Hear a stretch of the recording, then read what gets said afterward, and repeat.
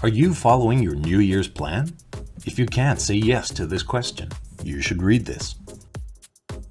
To be honest, it's hard for us to successfully manage our daily plans, not to mention New Year's plans. According to Michael Breus, a clinical psychologist, it is more about when and how we do it rather than what we plan. People had their own optimal times for doing something. When he was treating a patient who was having a sleep disorder, he realized that they only slept at the wrong time, but did not have difficulty falling asleep. Like teenagers, she went to bed late and woke up late as well. I asked her boss if she could adjust her schedule to be at work 2 hours later and stay 2 hours longer, said Breus. The result was amazing.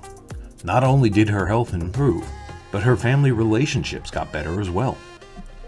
Breus, who analyzed 200 clinical studies, found out that each person has a time that makes it easy for them to perform a task.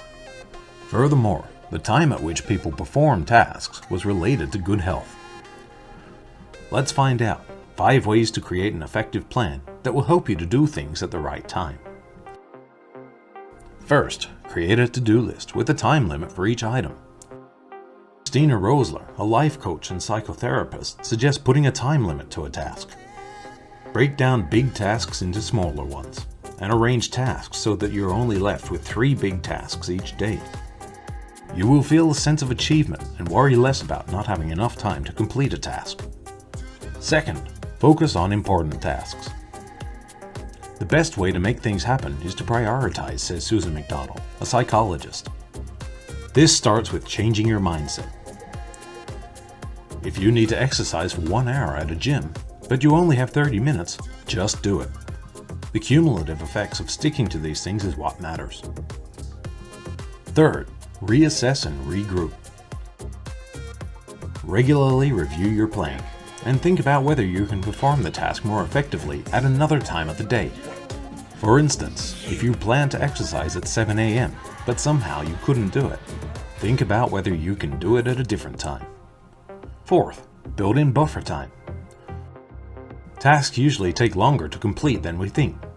Keep aside 15 minutes buffer time. If you finish the task earlier, you can take 10 to 15 minutes rest. Lastly, plan for the long term. Assign specific times for long-term goals, like you do in a weekly or daily plan.